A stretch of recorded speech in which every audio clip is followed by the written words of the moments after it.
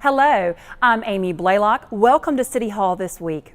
The infrastructure improvements in Old North Durham Park are moving forward, but they'll end up costing more and taking longer than initially expected. The park is located on West Geer Street and needed a number of improvements to address stormwater and drainage problems within the park. There are three main improvements that are planned as part of the project.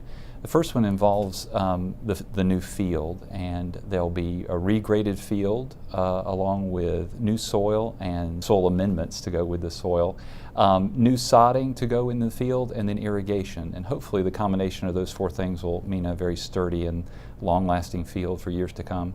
The second main area are new site amenities, which involve a sidewalk that comes in from Foster Street into the park, a new drinking water fountain, new trash receptacles, and new trees to go around the periphery of the park. And then the third main area where there are improvements are a new storm drainage system in order to quickly move stormwater away from the field, which has been a major problem in the past.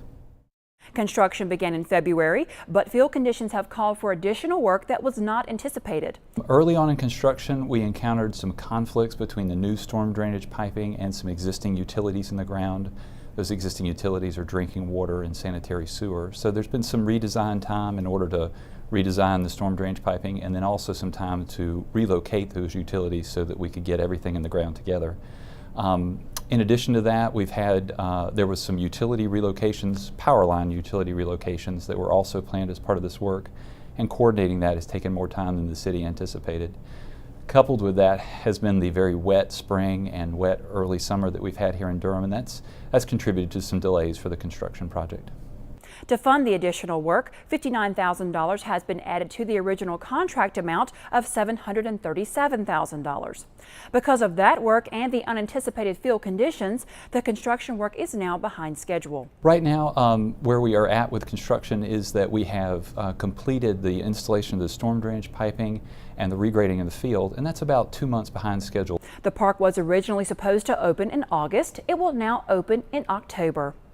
That and a couple of other projects getting underway right now are right in line with Durham's strategic plan for responsible management of the city's physical assets. One of those projects is the repair work and accessibility improvements that are being made to the Chapel Hill Street parking garage. The $735,000 construction project includes concrete structural repairs to the ramps, floors, walls, beams, and columns, and accessibility improvements. The garage will be closed during construction, which is set to begin this month and be completed by January. Another project that fits the goals of the strategic plan is the renovation work that's about to begin on the city's Fleet Maintenance Center.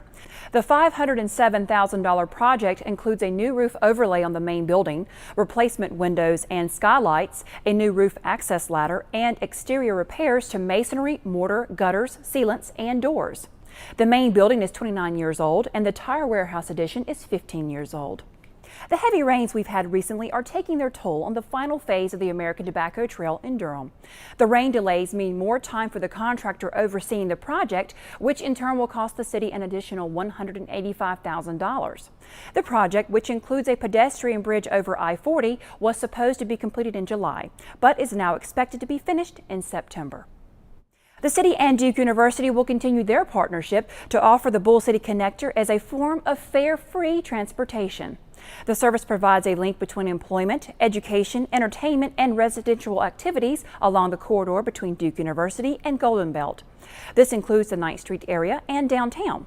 The city and Duke University have reached a new one-year agreement that has the university paying $350,000 and the city paying $800,000 toward operational cost for the service.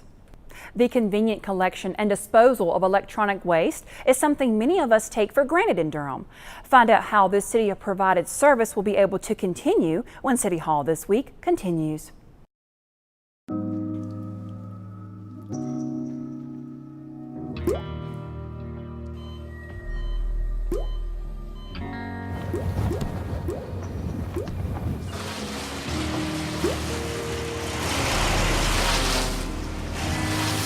There are a million places you'd never consider texting. So why would you do it while driving? Leave risky driving to the professionals. Stop the texts, and together we can stop the wrecks.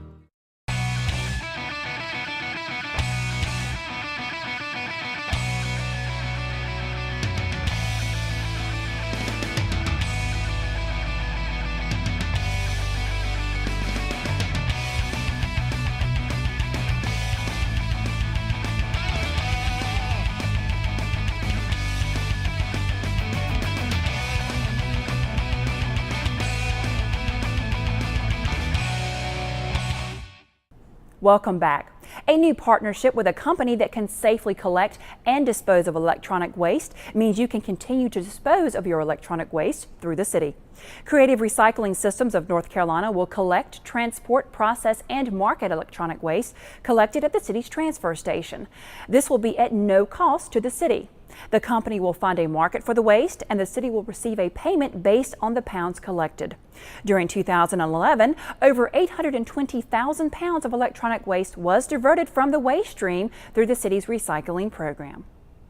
The Durham Police Department is welcoming the addition of 10 new officers.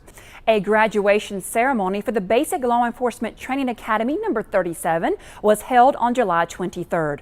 The academy included 26 weeks of classes, which will be followed by an additional training while on patrol. The new officers will now be assigned to a police training officer for approximately 6 months. That does it for City Hall this week. Don't forget to like us on Facebook and follow us on Twitter. And of course, you can find us on demand on DTV8's webpage and on YouTube. I'm Amy Blaylock. Thank you for joining us.